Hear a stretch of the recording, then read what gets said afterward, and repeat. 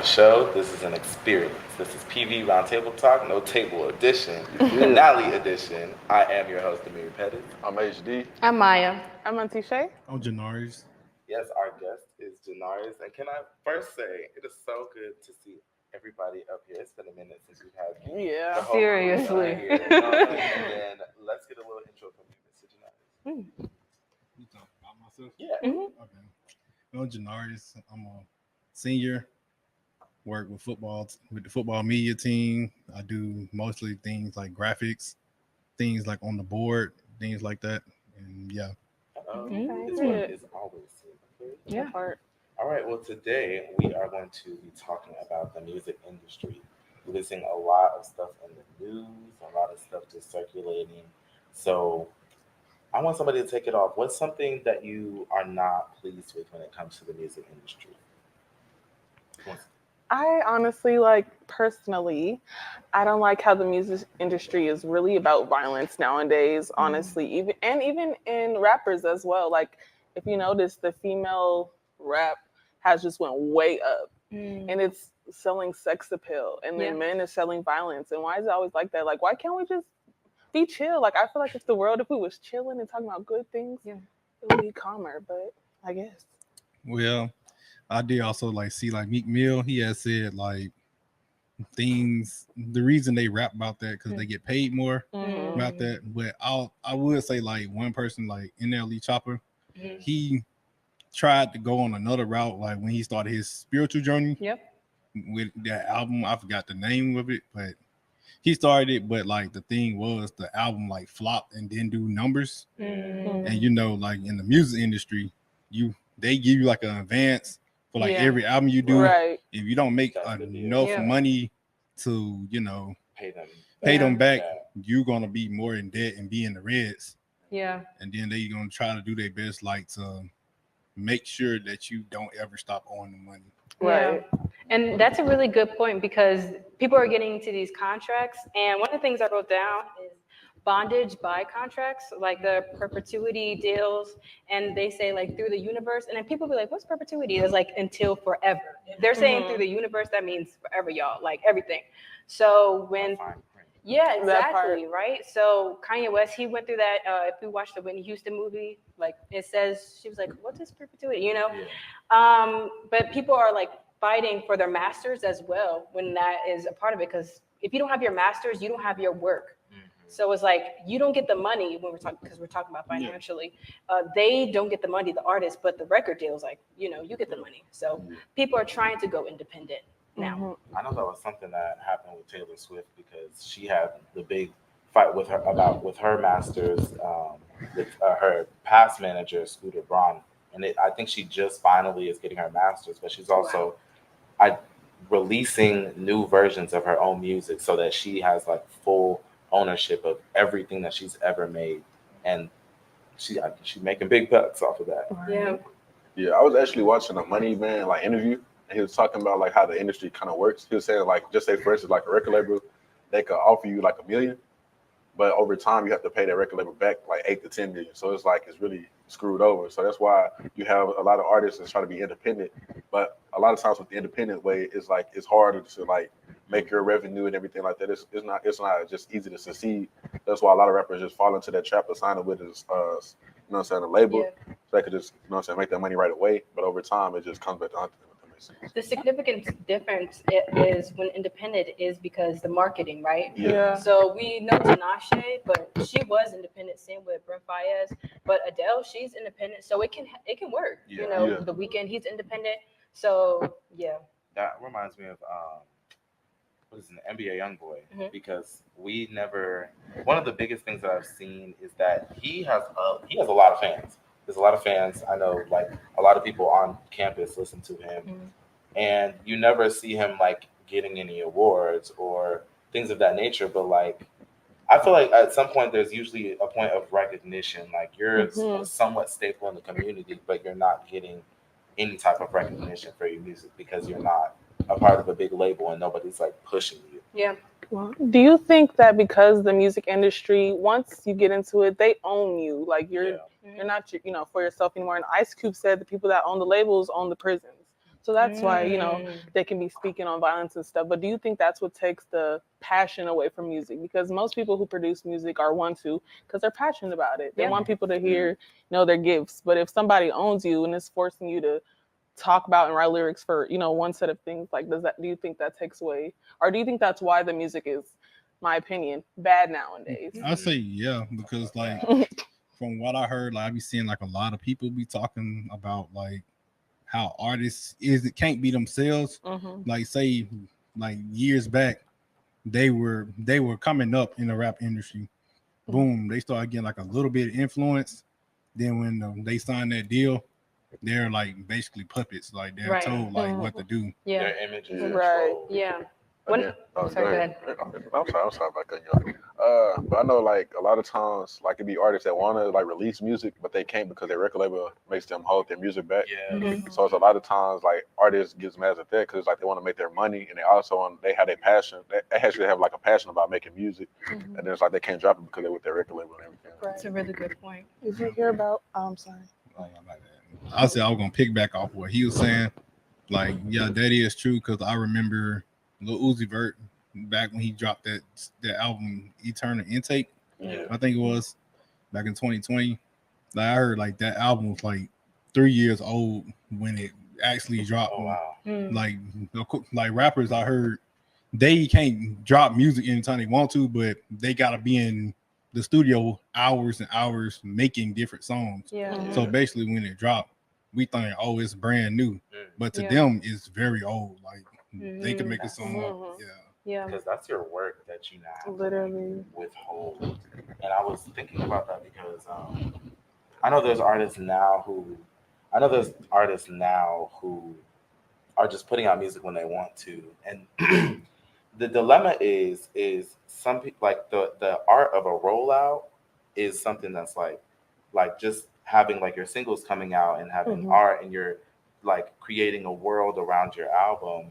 And sometimes now it's just like, okay, I'm gonna drop a music video, and now I'm gonna drop the music, and then that's what it is. And that's why I was in the same sense how you're saying like music isn't as like impactful or as good as it used to be.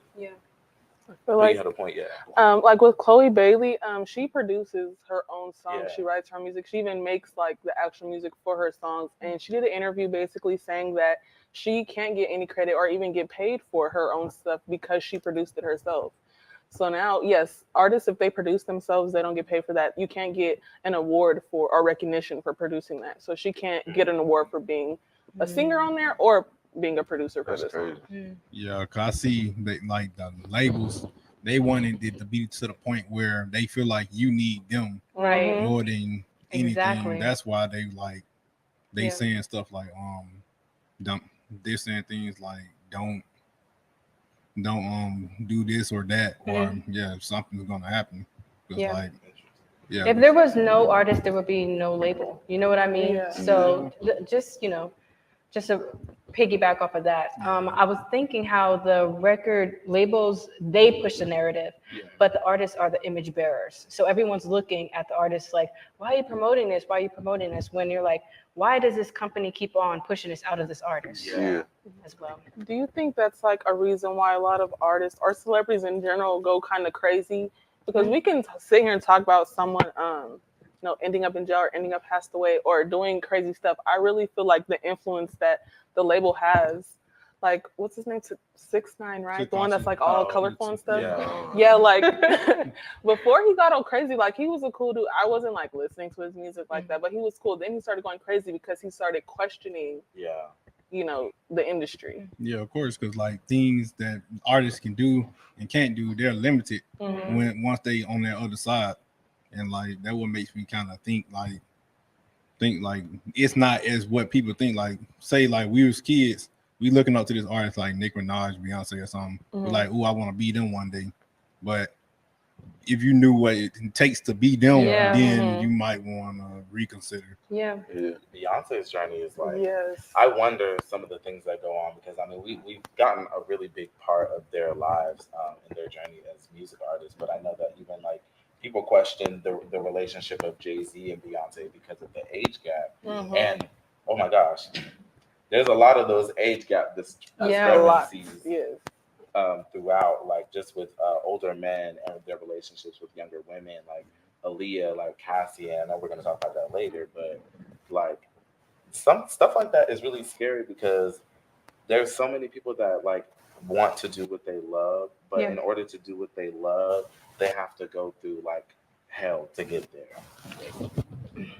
I think that's the belief and that people want to, push on it. I do believe there's sacrifices, but I feel like when it comes to the actual possibility of doing something else, I think there's another way. You know what I mean?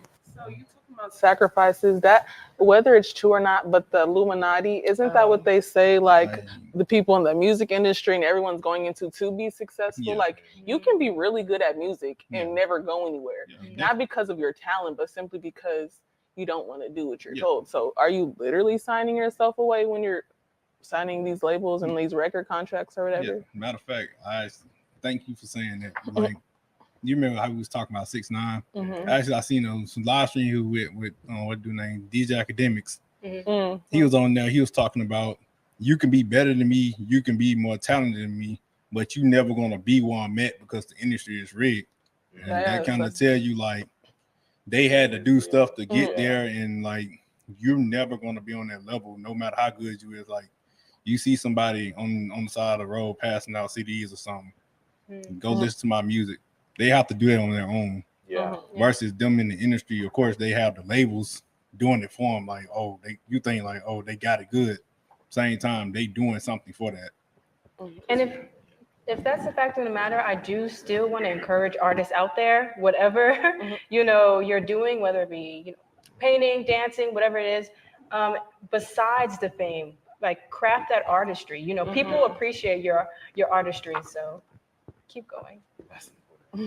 And I want and to your point as well, you kind of have to wonder sometimes how certain people get to where they are because now 6ix9ine was okay. Like I think he had a couple like things like a little bop too, but like overall it was like this man is not giving me like quality music, and I feel like that with other artists, especially today too. For sure. And it sucks because there's those artists that you don't hear as much on the radio or don't get to see on big stages, especially like rappers and things like that, especially in the rap world. Yeah. How you guys feel about that? I think songs now are just like for TikTok, even rap. It's like you can't.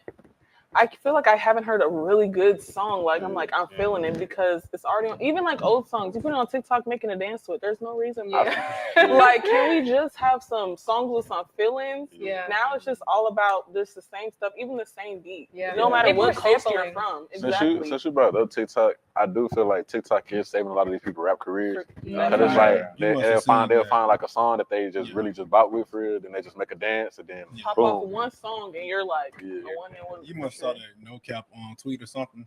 No, I ain't even get a chance to see that one. Yeah, because he did. But I was just seeing like a lot of like, I just started seeing like trends. Like I was just like, dang, because you know how the baby had that little fall off because like the industry just like blackballed him for real. Because he actually was really a cool artist to me. I'm just saying, but I see like how he kind of got their recognition back was because they made that little TikTok dance about what I'm saying, the song that he had, and it's just like that's how they get back. Yeah, I definitely agree with that because like I know No Cap, he was like he don't know how long that TikTok's gonna be saving these people whose rap careers. Like it was a song K Camp made called Lottery. I didn't even know it was his song until TikTok. I swear, I'm hearing it, I'm jamming to it every time I scroll up. I'm like, wonder whose song this is. Then I look at a music video. He was talking about people. No, I'm looking at like a music top artist that fell off or something, and he brought up him making a song Lottery. I'm like, hold up, that was his song. Like I didn't even know it was his song. Like, Now on the topic of like artists that are underground,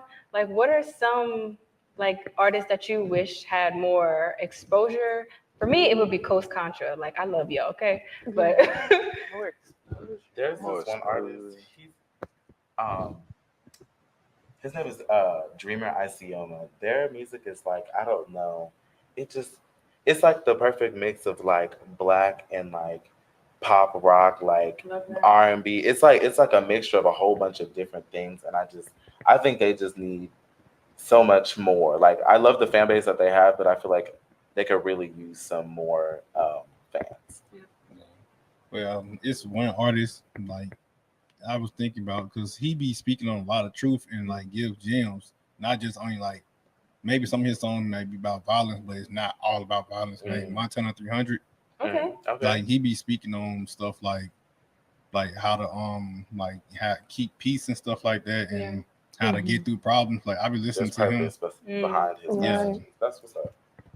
About you? I say I'm from California, y'all. Okay. I say Kalen for real. Period. Simply because we need to vibe and chill. I feel like that is the biggest problem. Like, if everyone could just have some chill vibes, wouldn't be no violence, wouldn't be no having to beat up people every day when I feel like I'm listening to a song. Because don't you tend to like, if you're angry, you're gonna listen to mad music, right? If you're sad, you listen to music that makes you sad. That's just what people do. Yeah. But we just need, you know. I mean, I feel like with me, I listen to so many artists, so it's like I started with a whole bunch of artists that just like started out from scratch into like the fame that they got now. So I really say like as of right now, I don't really listen to like just artists that need more recognition. Just because like the ones I really listen to, they starting to get their recognition, if that makes sense. And I want to ask a question like, y'all heard of that new artist? I think he was like 6 years old. He rap. I think he goes by Lil RT. Yeah. Oh, He's talking about that little child. Yeah, he's 6 years old, but he's rapping about like violence and stuff. Oh wait, never mind. That's not cute. I was like, that's cute. Like he been going viral. Like he's like a little kid, and like I think he talked about Candace Owens. Yeah. Okay. Yeah, and he was just saying like shut stuff up or like people wow. back in our day, like when we was little, we listened to things like Disney Junior and stuff like that. Yeah. Like that stuff. Now kids talk about killing people, smoking ops and stuff. Yeah, the environment is so different, and our environment will be back after this commercial break.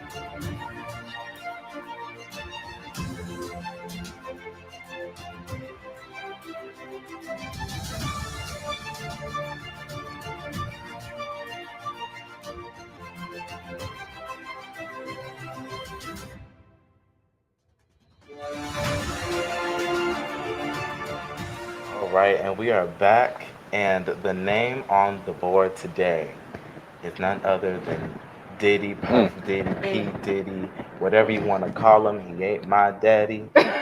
Sean Diddy Combs. What have y'all heard? He's evil and scary. That's just how I feel, simply. Because just with the Cassie situation, the situation was handled in less than 24 hours. You settled for $30 million and then want to backdoor and say you didn't do it. But $30 million is a lot of money for something you didn't do.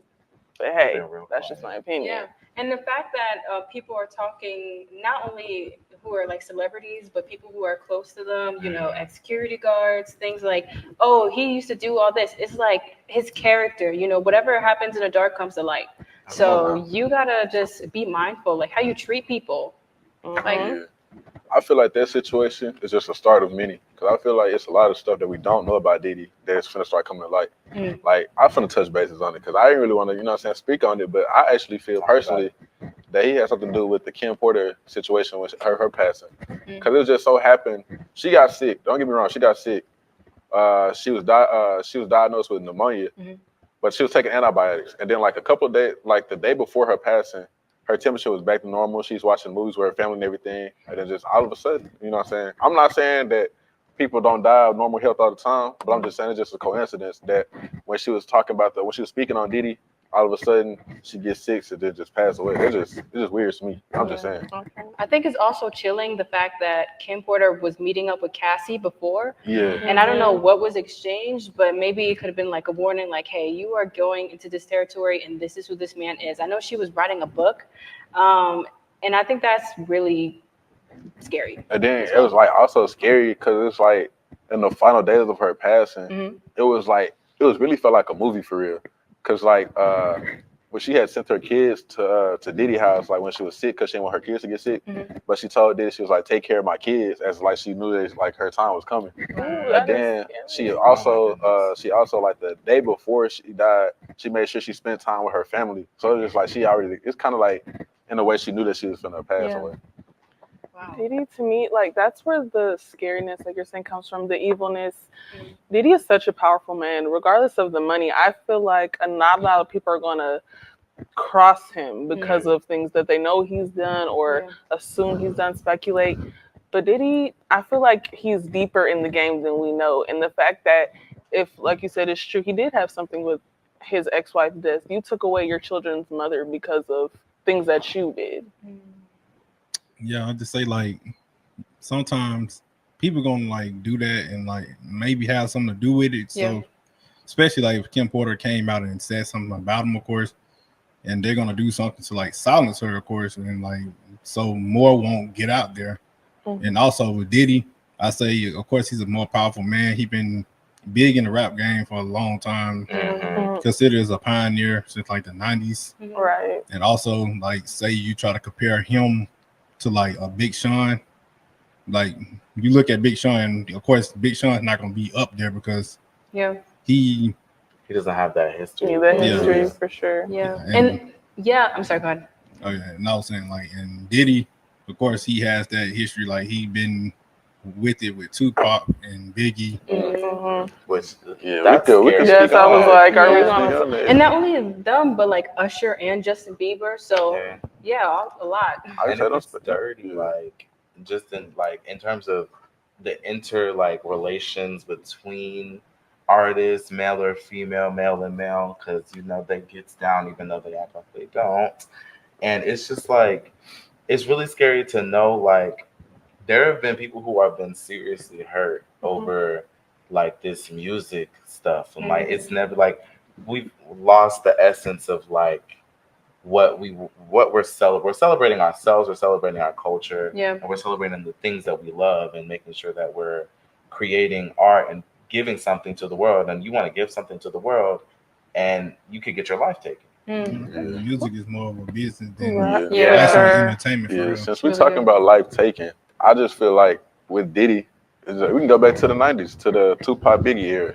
It was just like from there to now, it's a lot of people that's been around him in his little circle that just passed away, that been dropping down. Because my speculation is high. And then it's also speculations of him being liking males, if that makes sense, like sleeping with males. So I really, I can't speak on that because I actually, I wasn't with him. So I really just can't speak on it. But just from speculations of what I've been reading, it's a lot of stuff that's going to start coming out about Diddy. And the fact that I don't like, even if that's his, sexual preference, is the fact that some of it is grooming. They're young men, that he's doing this to. And I think that's so unsettling, so unfortunate for the families. Like, I'm giving you my kid and you're exposing him to this? No.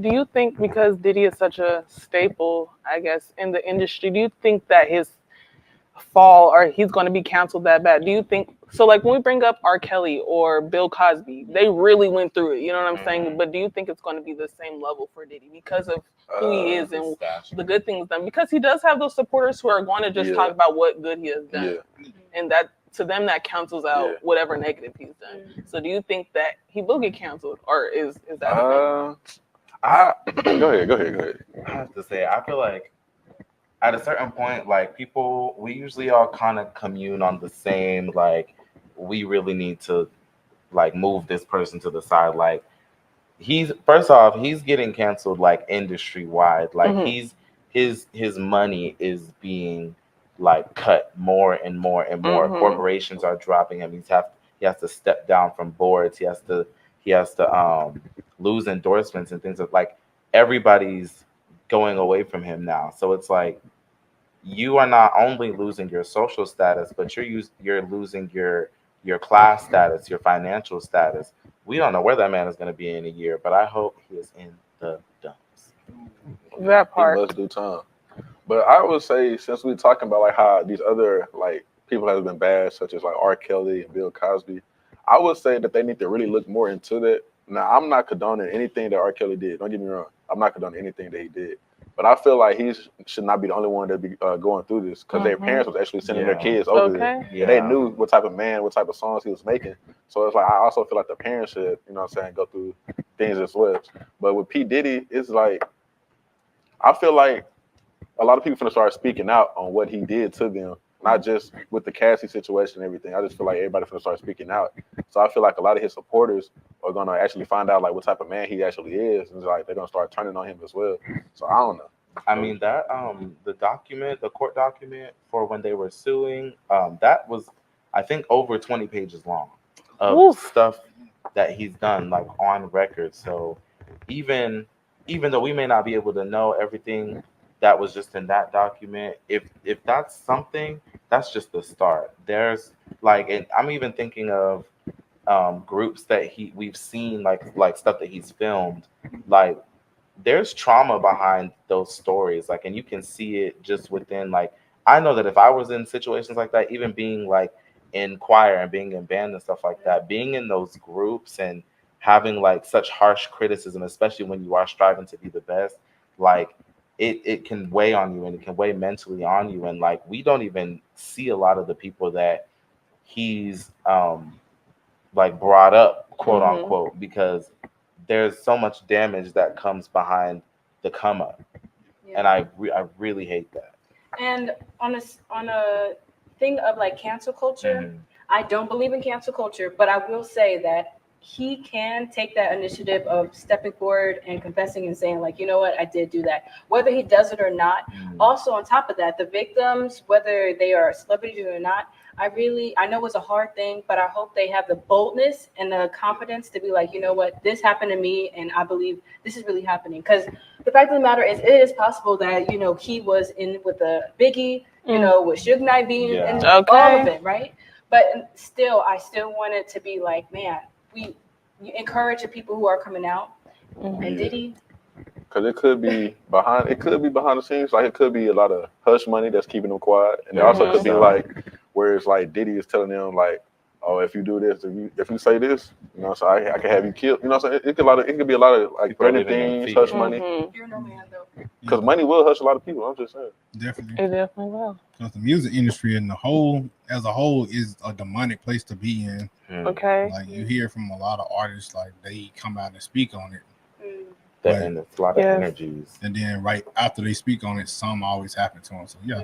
And that's so disheartening, because as the consumers of music, especially for artists that you love, you would hope that they would putting that love into their music. So what's that? I'm a firm believer, like, these are ear gates. That's what my family calls them, is ear gates. So we're receiving the message that, whether it's rap, whatever, singing, whatever they're doing, whether it's done out of evilness or not. So that could be why people be acting a fool too. Even if the song isn't necessarily about violence, it's from who it's coming from. Yeah. And a lot of people, it's sad to say nowadays, are followers. Yeah. They cannot think by themselves. So if you're sending a message per se through music, like what do you think that's doing to this generation? Right. Just a big influence at the end of the day. I think and that's like one of the saddest things about music, is because, especially with rap, like, we can just start with rap.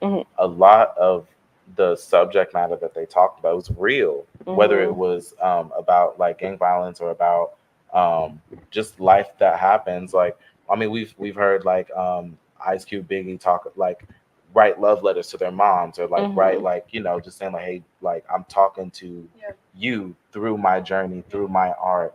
And it feels like we've lost that in multiple ways than one. I know we talked about like how some people just make songs for TikTok. Some people just get in the booth and just like say a whole bunch of nothing, and people literally throw themselves at you. And it's like, we've just lost so much of the essence with all the BS.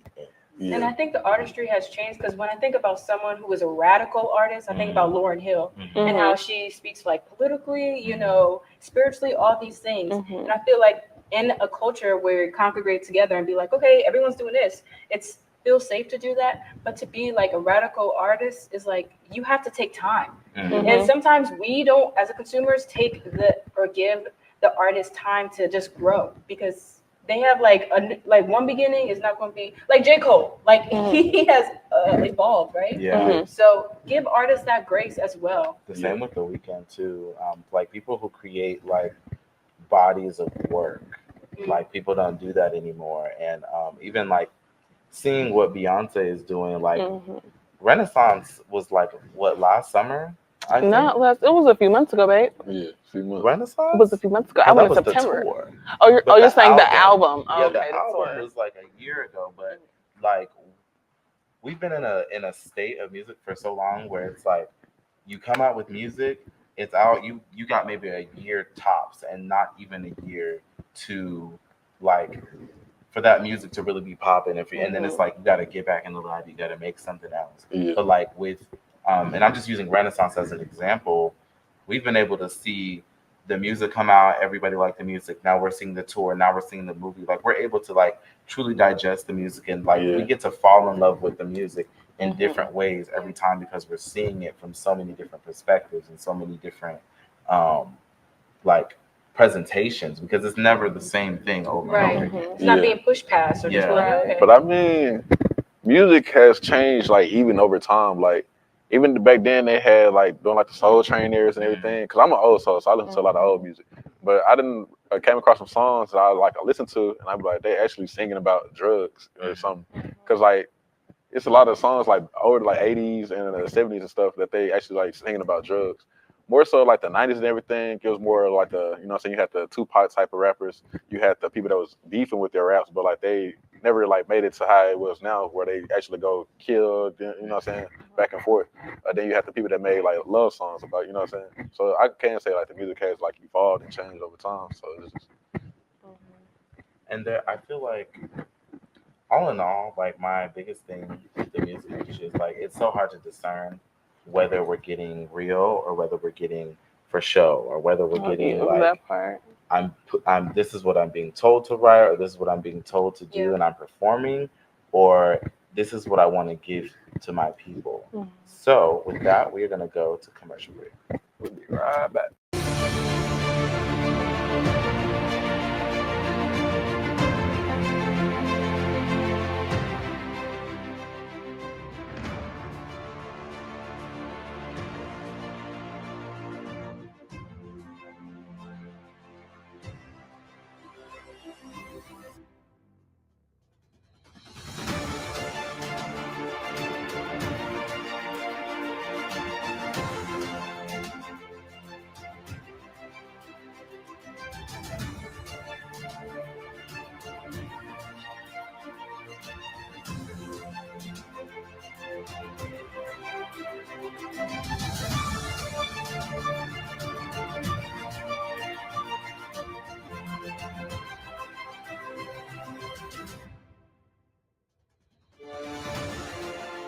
But I think we're ready to Whoa, wrap up. y'all, we forgot to talk about something so important. It's not on your thing. What is it? I see the